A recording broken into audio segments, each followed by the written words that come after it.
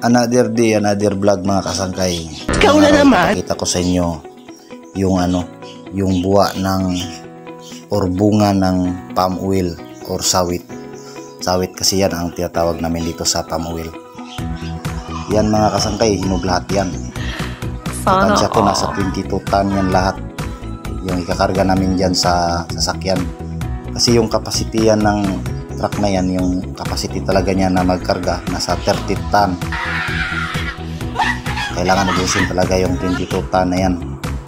Kasi walang trabaho ngayong araw, kaya kailangan talagang ubusin.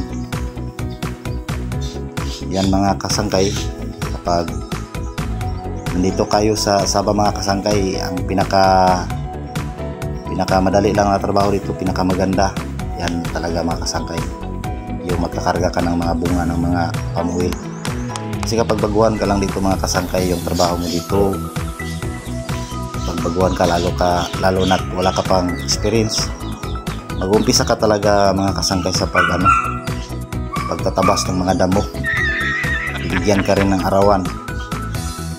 Pag nagustuhan nyo ito mga kasangkay, yung content natin, paki-comment na lang para kung may oras ako na tingnan yung mga comment ninyo, gagawan din natin ng content o video kung paano yan kunin ang mga bunga ng mga palm oil yan mga kasangkay. Kasi napakahirap talaga yan mga kasangkay kapag yan kapag lalo na yung na-assign yung na-assign ka sa pag-harvest ng mga bunga ng mga palm oil. Napakahirap talaga mga kasangkay.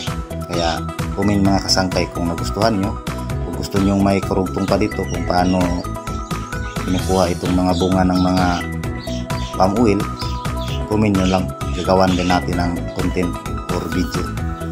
Hanggang dito na lang mga kasangkay, maraming salamat. At saka paki-like naman mga kasangkay.